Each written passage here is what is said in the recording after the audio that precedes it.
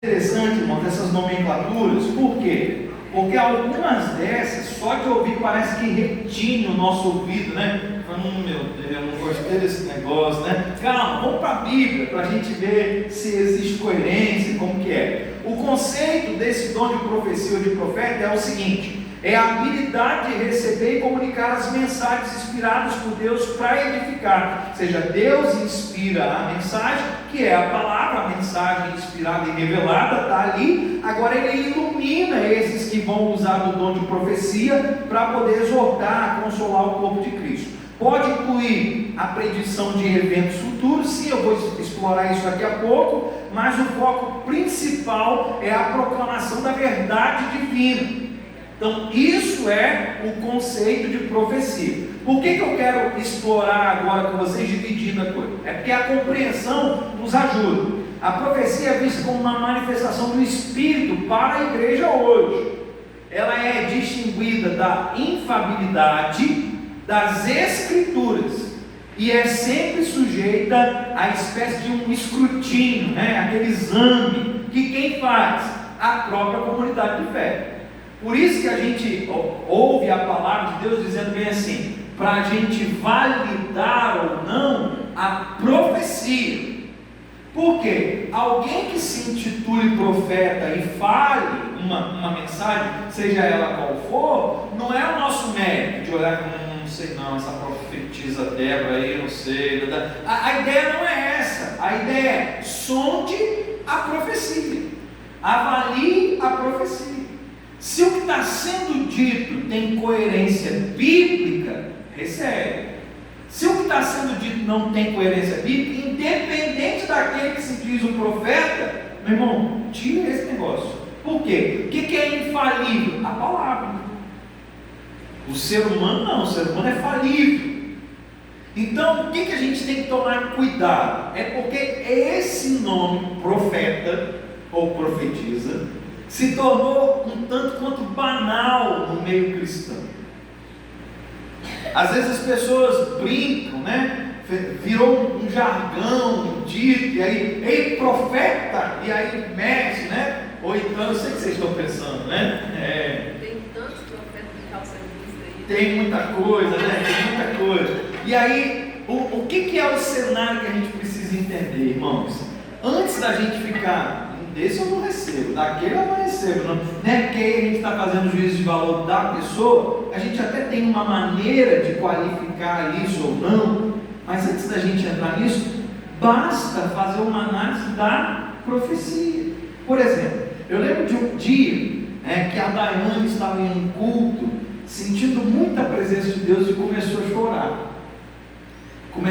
Mas ela não estava chorando de tristeza. Ela estava chorando porque ela estava sentindo a presença de Deus. Aí uma pessoa veio na direção dela para colocar a mão no cabeção, né? E eis que o Senhor daí começou, ela pegou a mão da pessoa e falou assim: o Senhor não está falando nada disso, porque eu estou feliz. Meu Vocês Deus. sabem o que é da Ana, né? Tramontina. A pessoa, do jeito que veio com a mão, voltou para o outro lado e continuou e foi arrumar mais uma cabeça para colocar a mão. Meu Deus. Irmão, se é de Deus mesmo, a pessoa vem com toda a autoridade que Deus dá, repreende quem não está entendendo e reafirma o que é de Deus, e a pessoa vai entender que é de Deus. Então a autoridade da profecia não está no profeta, está na mensagem. Aleluia. É ela que se recebe, é ela que faz. Vários e vários profetas bíblicos foram taxados como loucos no contexto do tempo em que viviam. Gente que foi desprezada por reis, por outros líderes, mas Deus estava com eles conquanto eles proclamassem a profecia bíblica. Aleluia. Existe um texto intrigante na palavra. Deus dá uma direção para um profeta jovem. Diz ele: faz isso, isso e assim. Dá uma direção clara. E na direção envolve não parar com ninguém. Um outro profeta mais velho encontra esse profeta jovem e diz bem assim: Deus falou comigo que é para você parar, fica aqui, vamos dar um saber.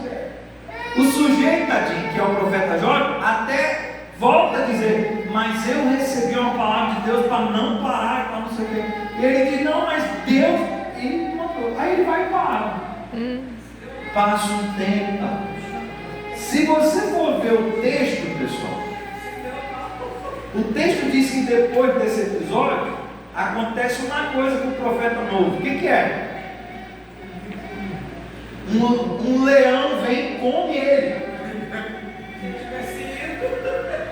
E aí o profeta velho fica sabendo ainda da situação. Meu Deus. Vai lá e diz assim: é porque o Senhor tinha dito para ele. Não, ele não consegue ver se fui eu que atrapalhei a vida do sujeito. Ele não consegue. Agora grave, os dois são profetas. Então, irmão, vigia. Alguém que possa ser usado por Deus hoje com uma profecia divina pode amanhã estar falando de barriga cheia. Então a questão não é o profeta, porque senão a gente rotula. A Kátia é uma profetisa de Deus, tudo que ela falar é de Deus para mim. Vigia, irmão, não é assim não. Pode ser o seu pastor com um dom de profeta, mas se um dia ele falar dele mesmo, não recebe não. A palavra é o crivo, amém? Amém. É ali que a gente tem que fazer. Opa, isso é de Deus, isso aqui não é de Deus, isso aqui funciona, isso aqui não funciona. E de boa quando você faz isso, independente de quem é a pessoa. Amém. Mas o contexto de prever o futuro, que é o texto está trabalhando, entra no mesmo dom de profecia. Por exemplo, quando você vai ver os textos de Daniel, os textos que João escreve no Apocalipse, são profecias que falam de coisas no porvir. Deus, ao seu critério, à sua soberania, pode sim trazer como uma informação a alguém um fato. Agora ele faz isso dentro de um propósito. Não é Deus deu o dom de profecia a alguém, aí essa pessoa agora tem uma capacidade surreal, sobrenatural de ver o futuro. Porque se fosse assim, o pessoal jogava na Mega Sena, sabia o número, não é verdade? E não funciona desse jeito. Talvez o sujeito ia dizer assim: Senhor, eu sei que é pecado, mas eu peço perdão depois, né? Já montava toda uma estratégia na cabeça, mas não funciona desse jeito. Vou fazer a prova, vou tirar 10, por quê? Porque eu já sei as respostas, né? Deus já me deu as respostas. Não é assim. Agora, Deus pode, por um critério específico, quer falar com alguém, e aí, assim diz o Senhor, né? Aquela fala que, nossa, é Deus que está dizendo, né? Ou, Deus pediu para mim te dar um recado, é isso, e pronto, acabou. E a pessoa vai embora, e às vezes, sendo de Deus realmente, a pessoa que disse para ela não faz sentido nenhum que ela disse, que ela não sabe o contexto da vida toda, mas ela entregou, foi corajosa no seu ministério e entregou aquilo que tinha de Deus. Agora a gente tem que tomar cuidado, porque no evangelho que tem sido propagado hoje, está um show de profecias, né? Profeta para tudo quanto é lado, né? E aí o receio é, estão profetizando o quê? Porque a palavra é a mensagem inspirada e revelada.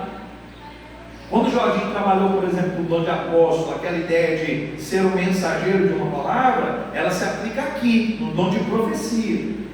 Isso, então assim, alguém vai para o altar, prega a palavra, ele está usando de profecia. É o dom profético aqui no altar. Homens e mulheres usados por Deus com o dom de trazer a mensagem, a revelação. É aquele dia que você ouve a palavra e você diz assim: gente, isso estava na Bíblia. Olha como que pensou isso. Não é pensou. A palavra já é revelada. Deus ilumina a mente do sujeito. O sujeito traz uma aplicação para a igreja que a gente fica falando: por que eu não pensei nisso antes, né? Meu Deus. Quem é pregador, por exemplo, fica louco com isso, né? Fala: gente, se eu soubesse que eu tinha montado mensagem antes dela, né? Olha que coisa maravilhosa. Mas é porque é o dom. Aleluia. A pessoa faz da parte de Deus. Deus deu, então é natural esse dom. Nós estamos no segundo, e aí eu vou pedir para você já ir fazendo um negócio que eu só lembrei agora. E não vai tentando identificar quais os dons você tem. Isso é maneiríssimo. Por quê, pastor? Porque às vezes a gente acha que só os outros que têm dom. Já percebeu isso? Eu lembro que eu orava, essas coisas, né? A Kátia ainda está gravando, ó. Eu lembro que eu orava quando eu era adolescente com essas listinhas na mão. E eu ia um por um. Deus, eu quero esse, eu quero aquele, eu quero. Né? Até depois entender que Deus dá de acordo com o propósito dele, reparte para quem ele quer, do jeito que ele quer. Aí eu descansei no Senhor. Mas enquanto amo, irmãos, pensa num sujeito que orava listando, né? Tá, Senhor, acho que está faltando esse, me dá aquele. Parecia um homem superdotado, né? Cheio de habilidades ali. A gente precisa entender o propósito de Deus nisso tudo. Gente, já são 9h33. Eu estou no segundo. Meu Deus! Jesus amado!